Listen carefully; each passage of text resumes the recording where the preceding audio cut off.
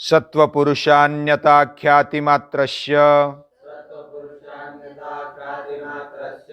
सर्वभावाधिष्ठातृत्वं सर्वज्ञातृत्वं च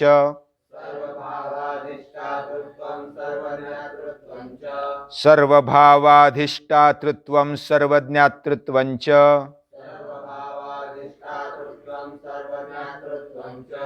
सत्त्वपुरुषान्यताख्यातिमात्रस्य सर्वभावाधिष्ठातृत्वं सर्वज्ञातृत्वं च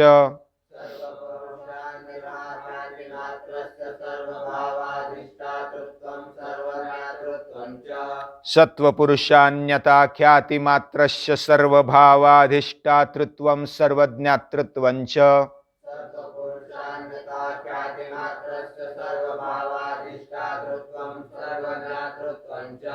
ततो मनोजयित्वं विकरणभावप्रधानजयश्च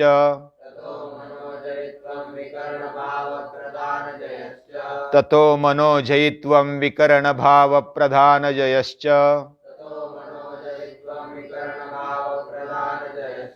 सत्त्वपुरुषान्यताख्यातिमात्रस्य सर्वभावाधिष्ठातृत्वं सर्वज्ञातृत्वं च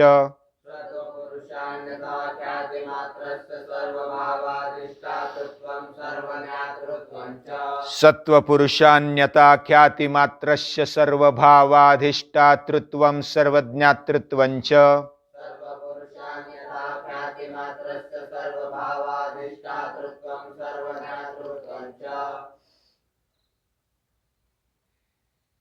कोई भी विद्या ग्रहण करनी है तो उसको बार बार रिपीट करना होता है। और कृतश्च पुनः पुनः करणम, किया हुआ बार बार करना, उसको अभ्यास बोलते हैं। कृतश्च पुनः पुनः करणम अभ्यासः। तो कुछ बातें हम बहुत बार रिपीट करते हैं, इसका मतलब उसको ज्यादा हमें समझने की आवश्यकता है और इसलिए वो उसका आवर्तन पुनरावर्तन हो जाता है। वो हमारे जीवन के लिए है। इधर कोई हम विद्वत्ता दिखाने के लिए या तो ज्यादा खड़ी करने के लिए ये नहीं हो रहा है। ये हमारे जीवन में आचरण में लाने के लिए यह अभ्यास हो रहा है और इसलिए इसको किसी भी तरह से उसको समझना और आचरण में लाना महत्वपूर्ण है। भले उसको रिपीट करे, थोड़ी बहुत गलती भी हो जाए बोलने में, समझने में, पहले पहले होती है, लेकिन धीरे धीरे उसमें स्पष्टता आने लगती है और हमें समझ में आने लगता है। पहले थोड़ा समझ में आया, फिर दूसरी बार ज़्यादा आया, फिर और ज़्यादा आया, उसका परसेंटेज बढ़ते जाता है। इसलिए अभी समझता नहीं है, कुछ सुनने की आवश्यकता नहीं है, ऐसा नहीं है।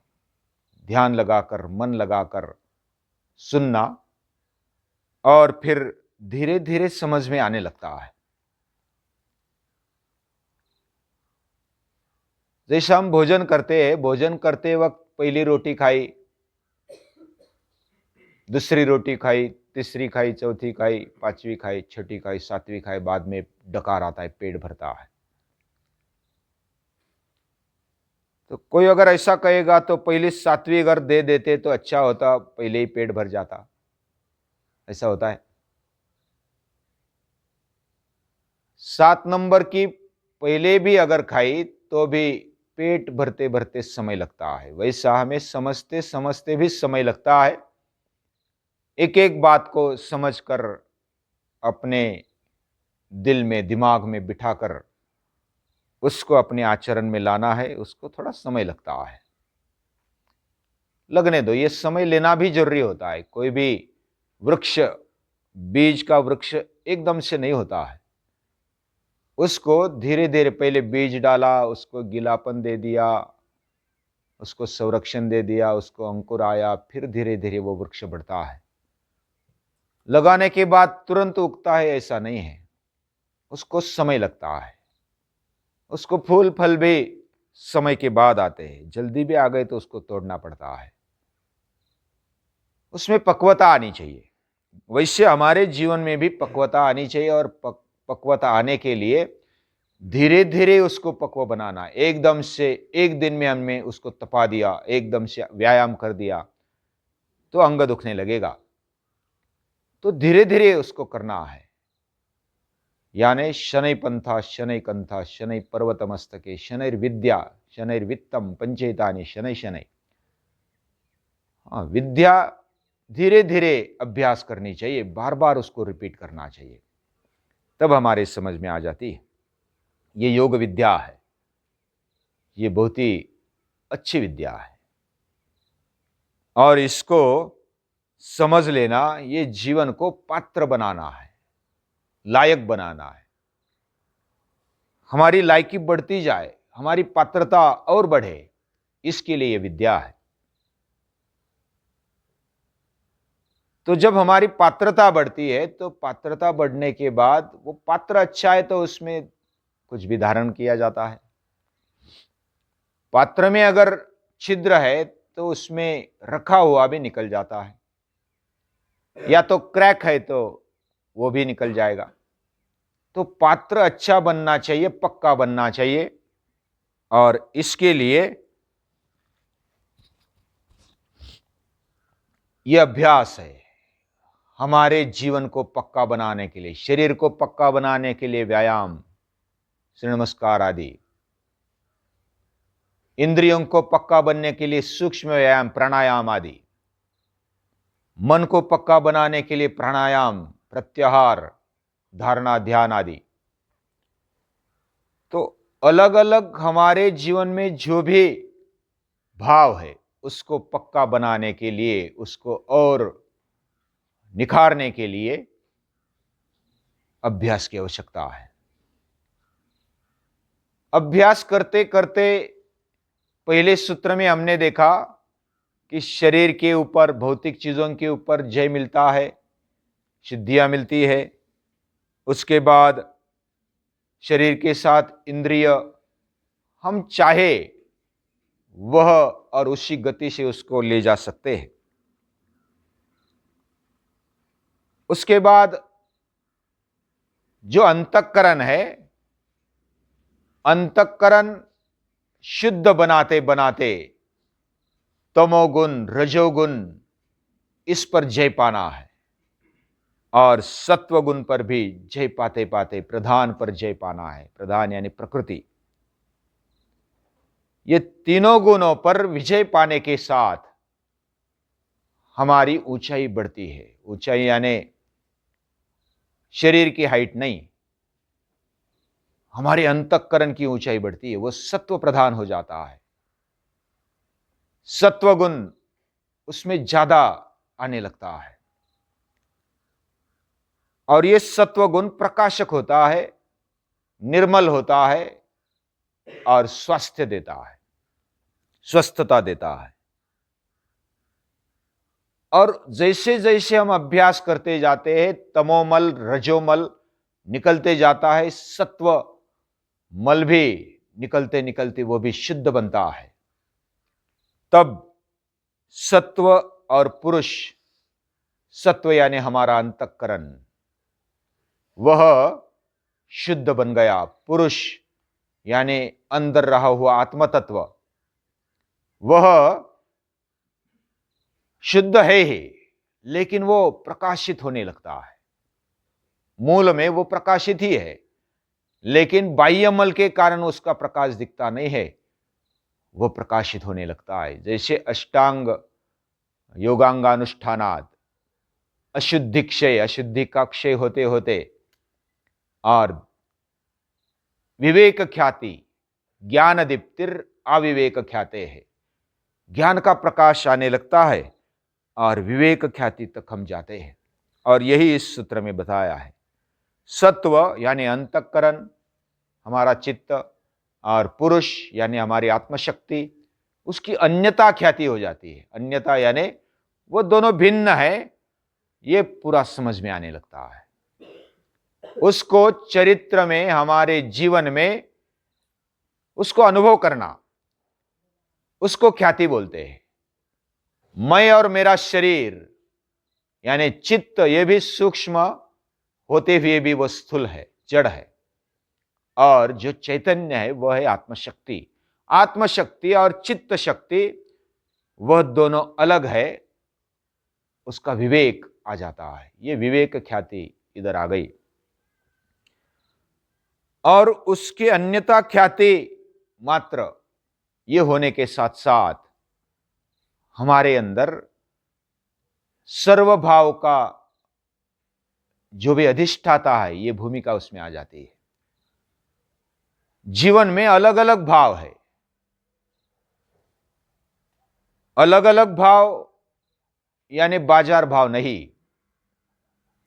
हमें भाव शब्द सुनने के बाद बाजार भाव याद आ जाता है, लेकिन भाव यानी जैसे कृतज्ञता है, जैसे अहिंसा है, प्रेम है, आत्मीयता है, दया है, क्षमा है, शम, दम, सत्य, प्रामाणिकता, अलग अलग भाव हमारे अंदर जो उमड़ते हैं, वह सभी भाव उसका मैं अधिष्ठाता हूं।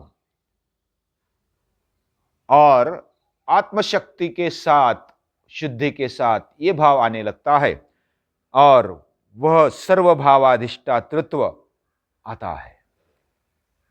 यानी तमोमल निकल गया, रजोमल निकल गया, यानी तमोगुण के कारण जो आलस्य आता था वो बहुत ही कम हो गया, बिल्कुल कम हो गया।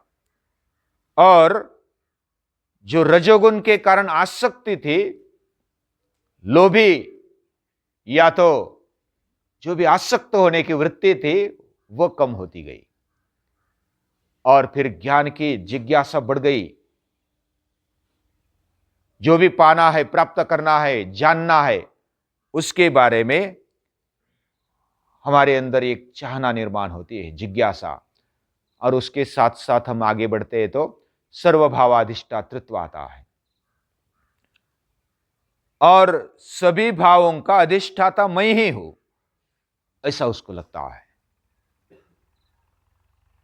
और सर्वज्ञातृत्वंच, और ये सभी भाव समझने के साथ साथ सर्वज्ञातृत्व भी आ जाता है।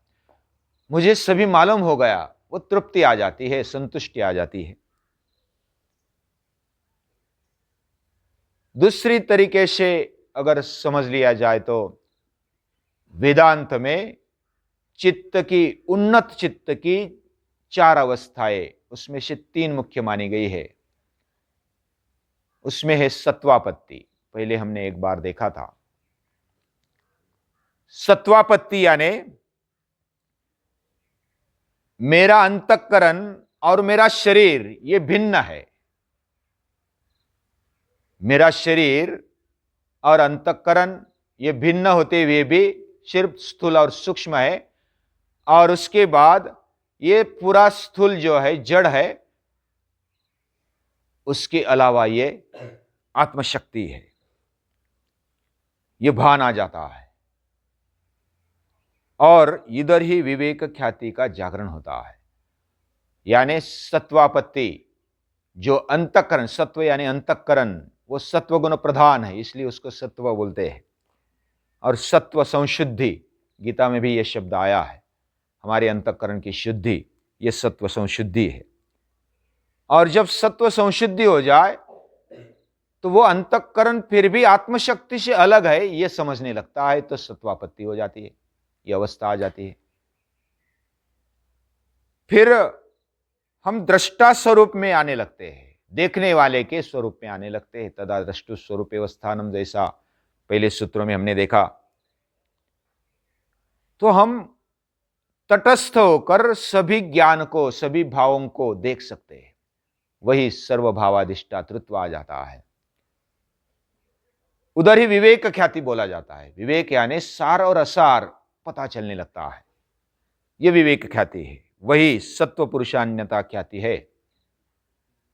और उस समय सर्वभाव, सभी भावों का अधिष्ठाता मैं हूं, यह समझ में आने लगता है। फिर सर्वज्ञातृत्वम भी उसके साथ आ जाता है। इसमें थोड़ा और डिटेल अगर जाएंगे तो पता चलेगा कि जब हमें अलग अलग तरीके की समाधि हमने जो समझी, यानी आनंद समाधि, सानंद समाधि, अस्मित समाधि, अलग अलग जो समाधि हमने समझी, उसमें एक प्रकार का हमारा अहम उधर चिपक जाता है सबीज समाधि तक, और मैं जानने वाला हूं ये भाव उधर रहता है, और मैं जानने वाला हूं ये सत्वापत्ति तक, वो शुद्ध मैं, जैसा मैं केवल मेरे बारे में सोचता हूं और मेरे ही भौतिक चीजों के बारे में सोचता हूं, मेरे शरीर के बारे में सोचता हूं, लेकिन शुद्ध रूप में सोचता हूं, वो उन्नत ऐसा स्वार्थ माना जा सकता है। उसके आगे जाकर के मैं सभी के बारे में सोचने लगा हूं और मेरा मैं व्यापक बन गया, मेरा मैं आत्मीयता के कारण सभी के साथ जुड़ने लगा, और उधर अनासक्ति आ जाती है। सत्वापत्ति के बाद असंशक्ति उधर आ जाती है। असंशक्ति यानी मैं केवल स्वार्थ के बारे में न सोचकर विश्वात्मक दृष्टि बनने लगती है, और ये असंशक्ति है। और ये असंशक्ति ये उस स्टेज तक आती है जहां हम अपने आप को छोटा नहीं मानते, हम व्यापक मानते हैं, हम विश्वात्मक अपने आप को मानते हैं। यह होने के साथ साथ जब और वो आगे बढ़ता है, साधक आगे बढ़ता है, योगी आगे बढ़ता है, तो उसमें फिर इधर तक योग का, योग विद्या का कार्य लगभग समाप्त होता है। यहां तक योग विद्या हमें यहां तक ले आती है, सत्वापत्ति असंशक्ति तक। लेकिन पदार्थाभाविनी जो है, पदार्थ अभाविनी, पदार्थ का अभाव, दूसरा कोई भी पदार्थ इस दुनिया में नहीं है, केवल एकम सत, ब्रह्म सत्यं जगन मिथ्या, ऐसी जब हमारी वृत्ति बन जाए। लेकिन वेदांत में इसके लिए श्रवण, मनन, निदिध्यासन ये आवश्यक होता है। श्रवण और मनन ये जिसने किया नहीं है, अभ्यास जिसने किया नहीं है, और योग के माध्यम से आगे बढ़ रहे हैं, तो उनके लिए अभ्यास की आवश्यकता है। श्रवण मनन तो हो जाता है अभ्यास करते करते, लेकिन निदिध्यासन की आवश्यकता होती है। जैसे वेदांत में एक ही तत्व सब कुछ है, अद्वैत है, यानी कि इस दुनिया में कोई द्वैत नहीं है, कोई दूसरा नहीं है, खुद एक ही, यानी मैं जो हूं वो सभी में व्याप्त है। अहम निर्विकल्पो निराकार रूपो विभुर्व्याप्य सर्वत्र सर्वेन्द्रियानाम सदा में समत्वन न मुक्तिर्न बंधा चिदानंद रूप शिवोहम शिवोहम, मैं सच्चिदानंद रूप हूं। तो ये जो भावना है, वेदांत की जो अंतिम लक्ष्य की जो भावना है, वह व्यापकता के साथ हमारे अंदर जो उतरती है, तो उधर पदार्था भाविनी आ जाता है। लेकिन यहां तक यहां से वेदांत शुरू हो जाता है, लेकिन यहां तक योग विद्या है। योग विद्या में असंशक्ति तक, यानी मैं और आत्मशक्ति, विवेक ख्यातिर, अविवेक ख्यातिर और कैवल्य स्थिति तक आ जाना, ये योग विद्या देती है। और इसलिए कृष्णाजी केशव कोलाटकर भी कहते हैं, वह बहुत ही उन्होंने डिटेल अभ्यास किया है, और उन्होंने कहा है कि योग विद्या ये वेदांत विद्या के लिए सपोर्टिंग है, वो सहायकारी, मदद रूप है। यहां तक आने के लिए हमें जैसा, अगर तैरना सीखना है तो हम जैसा ट्यूब लेते हैं, लाइफ जैकेट लेते हैं, या तो बॉटल लेते हैं, अलग अलग आधार लेते हैं, फिर दूसरे की साथ लेते हैं, फिर एक बार आने लगा तो फिर खुद तैरने लगते हैं बिना कोई आधार के, और पूरा डर निकल जाता है पानी का। तो जैसे हम पानी से एकरूप होते हैं, उसी तरह इधर क्या होता है, जो भी आधार है वो धीरे धीरे निकल जाता है। बाद में लास्ट में अहंकार रहता है, वो अहंकार भी, यानी असंशक्ति तक मैं हूं, ये सुप्त भावना तो रहती है, मैं त्याग कर रहा हूं, मैं आसक्ति नहीं कर रहा हूं, मैं अनासक्त हूं। ये जो मैं है सुप्त रूप में, शुद्ध रूप में वो रहता है, और वो रहता है यहां तक योग विद्या लेकर आती है। लेकिन अद्वैत वेदांत विद्या जो है वह यहां से शुरू हो जाती है। लास्ट में जो कैवल्यपाद है उसमें 25वां जो सूत्र है उसमें ज्यादा विवेचन आएगा। विशेष दर्शन आत्मभाव भावना विनिवृत्ति, उधर हम इसका ज्यादा चिंतन करेंगे, अभ्यास करेंगे।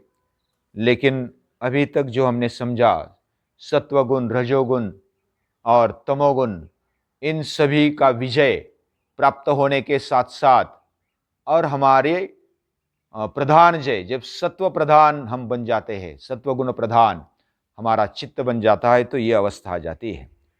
और यह अवस्था आने के बाद उसका भी, उसके बारे में भी वैराग्य होना चाहिए। ये महर्षि पतंजलि बताते हैं, और वो कल देखेंगे कैसा उनका कहना है, क्या वो कहना चाहते हैं। वो हम धीरे धीरे समझने की कोशिश करेंगे, लेकिन वो बाद में।